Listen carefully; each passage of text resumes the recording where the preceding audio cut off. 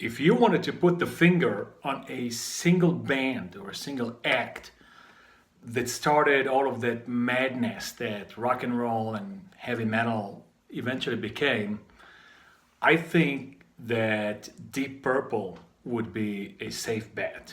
So take a deep breath because we're going to take a deep dive in the deep purple, not blue seas of Deep Purple.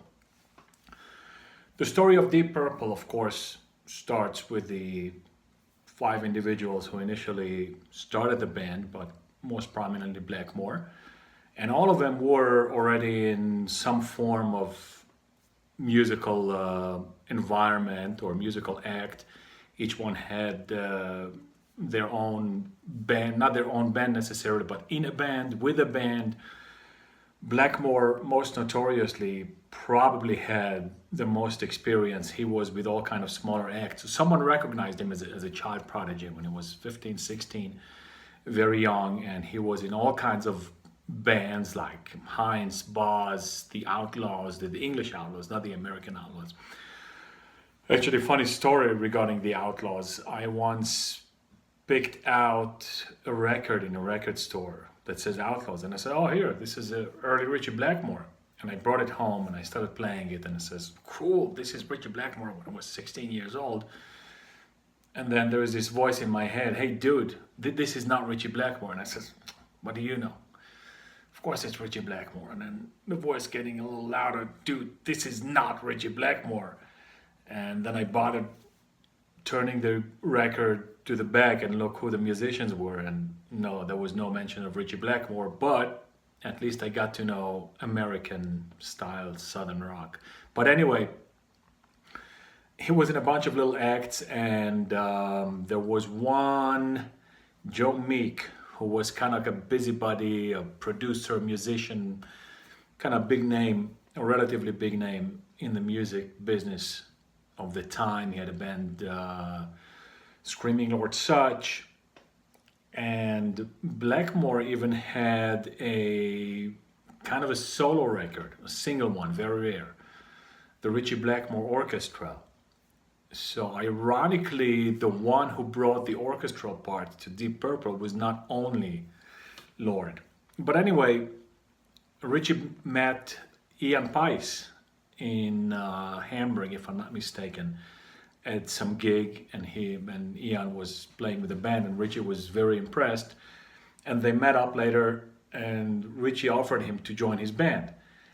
And Ian started prodding him about the band, who was in the band, and well, Richie told him there's no band yet, but there will be one. You will be the first member to join. And that's pretty much what happened approximately a year later. So the management already decided to go ahead with Deep Purple, and they were checking out numerous musicians. And then one Rod Evans came to an audition, and he brought his drummer with him, who was Ian Paice. And of course, they brought John and Nick Simper on bass. So the lineup was completed, and they finally released their first record in '68. So this is already the era where rock and roll or recreational music, non-classical and non-jazz music is becoming more and more known. If you think about it, until that time, and this is relatively late, there weren't like this great, crazy, big names selling millions of records and the big concerts with the pyrotechnics and all of that. Of course, the Beatles were around, and so was Elvis, who was still alive. He was already in decline, but they were both considered anomalies. Elvis was a little bit more normal, if you will, or more acceptable, because typically the big acts were individual names, right? You had Frank Sinatra and Louis Armstrong and Django Reinhardt. You had, of course, Duke Ellington and names like that, but nowhere was it yet close to the big madness that it would eventually become with Deep Purple. And of course, even with Purple, it didn't happen right away.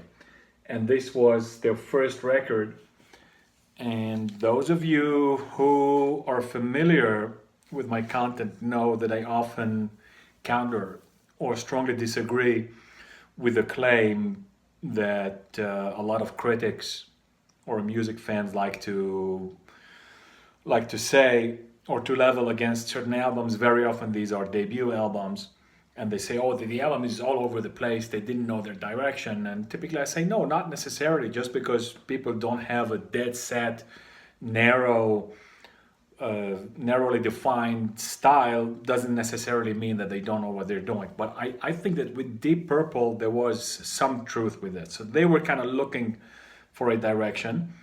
And nonetheless, this is a pretty good record on its own. As a Deep Purple record, I would not rank it super high. We'll see in the ranking in the end. But the big one from here, of course, is Mandrake Root, which is also, if I remember correctly, one of Richie Blackmore's band's name. And then they have a couple of covers. They have a Beatles cover. They have a Hey Joe cover of Jimi Hendrix, which they credited to themselves. And pretty cool liner notes here. And and the address, of course, the big hit is Hush, kind of very poppy hit. And so is One More Rainy Day, kind of like a Beatles-y, of course, executed exponentially better than the Beatles. And Love Help Me, not a bad track, but all in all, the two memorable songs from here are Mandrake Root and Hush, and the opener and the address.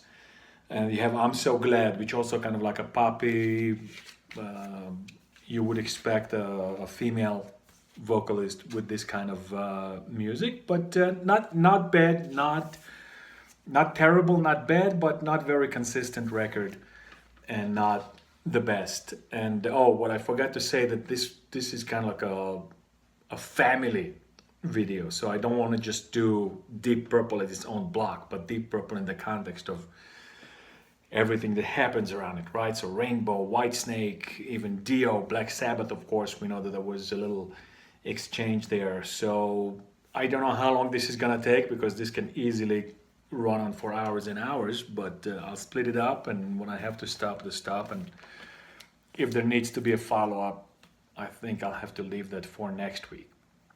Second release is the Book of Taliesin. Notable improvement on its predecessor. The big song from here is Ring That Neck. It's an instrumental that they milked, and in early live shows, it was a big part of the live show. And I don't know why I don't even see it here. That's very interesting. I might have a different version that I used to have. But Ring That Neck definitely belongs here. So either it's not, there's a misprint on the back of the record, but that's the one. Of course, you have the Shield. They have a cover of Kentucky Woman from Neil Diamond, and another Beatles, We Can Work It Out, which of course they make it better than the original, which is not too difficult. Anthem, and River Deep Mountain High, which is also a cover of some sort of bluesy, folky standard. Very good record, but again, this is the pre Roger Glover and Ian Gillan Deep Purple. Not bad at all. It gives you a little bit of an idea of what's going to come, but obviously no one knew that at the time, because there was an explosion. Then comes this bad boy. Has a Bosch painting on its surrealist, I think 18th century painter, very intricate. There's all kinds of things, pleasure and torture and whatnot. But again, we're doing rock and roll, not classical painting. I think this might have been the inspiration for Peter Bruegel's famous painting, The Playground, and the band is kind of hidden on the album cover. They're here. They sort of blended this in. But anyway, regarding the album itself, this is a very very good record. So I would say, if not all the songs, but most of them are very very good. You have, of course, White and Rosemary and Bird Has Flown on the second side. Great songs. April is the big song. It's an amazing, and this is the first time that John Lord comes here, like pulling all the stops and going full force, pseudo classical, not mangled, but mingled and mixed into the rock and roll part. So the rock and roll subsides, there is an orchestral part, very beautiful. And the singing is also very good on that record. I have Chasing Shadows, the opener, La Nina, kind of like a ballad, Fault Line, which is okay, and then the Painter. And they took the effort to precise or to note that this track was recorded with no double tracking, no overdubs.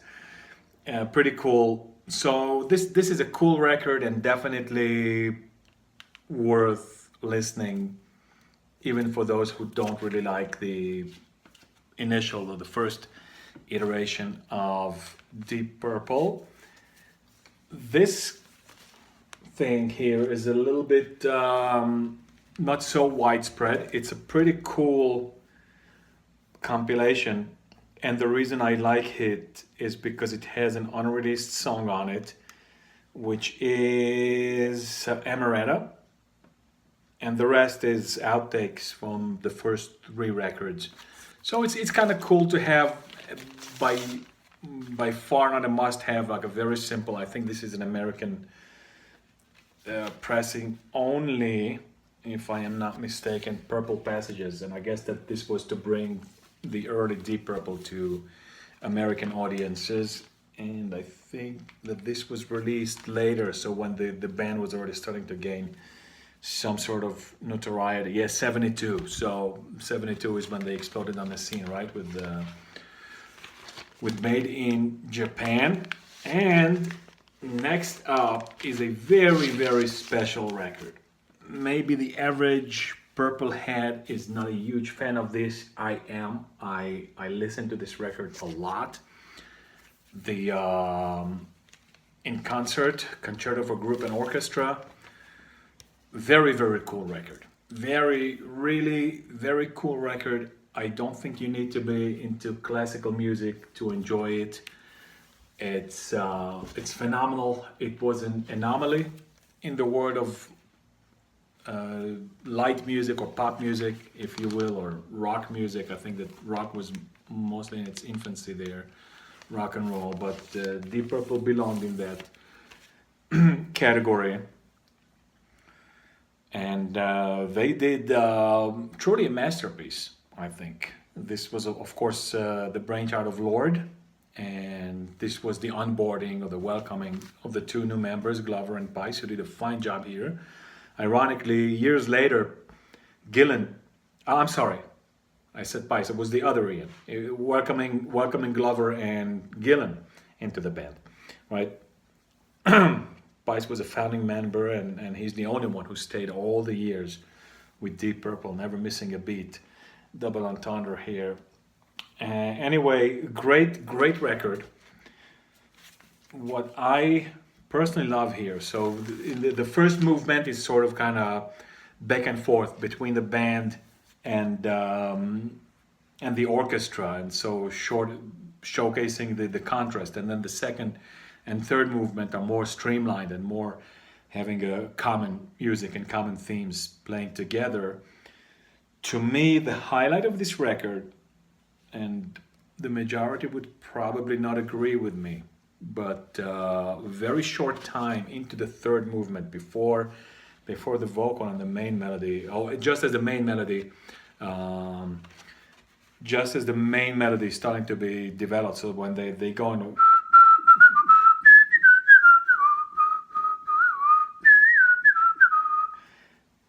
Blackmore goes into a very short, less than a minute, a couple second, like a very, very sweet and just soul soaring solo. It's not a sad solo.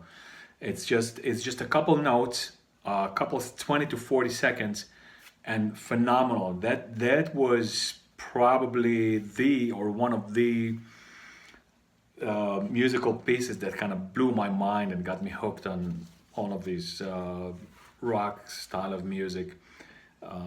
Just mind-boggling, in my opinion. And then later on, he goes into a main solo, which is longer and more intricate. So great piece of work, great piece of art, and to me, this is a very, very important record. Whether you're into Deep Purple or not, whether you're into classical music or not, this is just an iconic, or should be an iconic record. And while people think that this is the first time such a thing happened, it's not truly like that. Duke Ellington definitely used already a classical orchestra, and I think he might also not have been the first one, and that was 64, I think. I'm not sure, but I think that was around the time that he went on a big world tour, when he went to Iran, and that inspired his song Isfahan. Be it as it may, it's a great record. It's a great listen, and I do listen to it a lot, and I would recommend it to pretty much anyone who has a strong interest in rock music and wants to hear something different. Next up, you got this banger, considered among their best work, just no words. Of course, the great masterpiece on this record is Child in Time, but all the songs are really very, very good. Most of them are like breakneck speed. Truly, this is, when it came out in 70, just after the concerto, this was kind of the Defenders of the Faith equivalent that Judas Priest would release much later, 15 years later or so. Speed King, Into the Fire, I Love Living Wreck, Heart Loving Man. They dedicated it to their producer, Martin Birch, who sadly passed away a couple of years back. Of course, Speed King, the opener, is a mind-boggling breakneck speed, hard song. And they're all good. Bloodsucker, Flight of the Rat, Red Bad Blues. Good, just a great record. Just a really, really great record. You can hear the teamwork here. Everybody works well together. No one overshadows the other one. Just a crazy, crazy good record, at least in my opinion. And I think that this is the one that really set the band on a path of fame. And this is when management and all the business side involved understood that they have a winner. Next up is this record, and I hope that at least some of you are surprised, having expected the next one, Machine Head. But this record is such a hard pill to swallow, not music-wise, not listening. Listening-wise, it's a great record, but knowing, if you just go ahead and you don't know Deep Purple, you don't know the band, you just put it on, okay, good. It's a great record, maybe not insanely amazing or amazingly insane, but it's a great record. I like all the songs here. Demon's Eye, of course, The Mule, Fools, No One. They're all good. Fireball, of course, the opening song, No No No. Anyone's Daughter, I like that one, like a funny, stupid, crazy ballad. But it looks like a much further record than it actually is. So when you put it on and you don't know that this was the follow-up to In Rock, you have the impression that this record was released 4, 5, 6 years later. A very, very modern sounding, very smooth kind of foretelling of what heavy metal would do years later. So kind of a weird from that perspective. So they totally went in a, I don't want to say a completely different musical direction, but production-wise, sound-wise, this sounded way, way more modern than you would expect at the time. And it also doesn't sound like the follow-up to In Rock. Most people are under the impression, or at least that's how the records and the music sounded. This one, Machine Head, the other great, great masterpiece, comes right after In Rock, but that's just not the case. But the way it sounds, you would think that it goes In Rock, Machine Head, Fireball, and then Who Do We Think We Are? Of course, this one has the famous song Smoke on the Water, which is no need to waste energy on explaining what it is. Whoever doesn't know should just type those words into Google and then the whole story will come up. But all of these songs are great, right? We got Lazy and Space Trucking, which always were staples of the live shows. Maybe Emilio, probably my favorite song off of the record, alongside with Pictures of Home, Never Before also, and of course the opener Highway Star, which is kind of sort of like a repackaged Speed King, if you will. A very, very similar vibe, and the riffing, all of that. So great, great record. Has some sort of an insert with it here, and very iconic record. This is again a must-have for any rock fan, anyone who is even marginally into Deep Purple or Richie Blackmore or whatever they have ever done. And ditto for this guy. Actually, no, actually not. Actually, this was good. Of course, Made in Japan, one of those records that almost knocked the planet off of its axis. Great, great live recording. When this came out, I get the impression that until that time, live records were sort of like kind of throwaways, just to put something with the band's name in the record store, to have some sort of marketing, some sort of not having the band's name being forgotten, and so on and so forth. So it wasn't really taken seriously by the artists themselves and the industry. It wasn't a new material, but this one changed everything. This one was suggested to the band by management, and when I say suggested, that's suggested pretty much with a gun to their head, for all intents and purposes, and the band wasn't really so happy without it, and they said that they would agree on condition that this would be a Japan-only release, because Japanese fans were more enthusiastic and more prone to buy the merchandise and to love everything, whereas the European and American audiences maybe tended to be more critical. But be it as it may, it succeeded beyond anybody's expectation. They had some problem with the gear, with bringing the gear. They didn't have the gear that Martin wanted, but they did record it. It's a very raw, very organic recording, very good. The sound is very, very good for that period, and it really captures how crazy and how insane this was. And ironically, or maybe not so ironically, because today we know that this is almost a staple or a norm in rock and roll, this ushered in their big fame and of course their decline. And before I go into Who Do We Think We Are, I want to show you another live record which is not as well known as Live in Japan. This is Deep Purple live in concert. The better editions do have a gatefold. This one doesn't have, but it's a double record. And what's interesting is that this is not a period record. In other words, In other words, it was released later than when it was recorded. The first record is from '69, when most of their set consisted of Book of Taliesin and those. They have an extended ringed neck here. I'm sorry, this is already post. This is post 71 because they do have. Okay, so this one is the first one is from the In Rock tour, but they still did Ringed Neck and Mandrake Root, so it was still fresh, and they did it. And of course, this is with Glover and Gillan.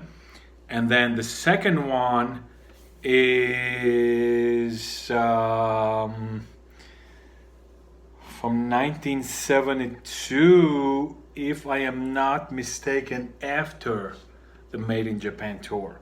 And this was recorded in England, if I remember correctly.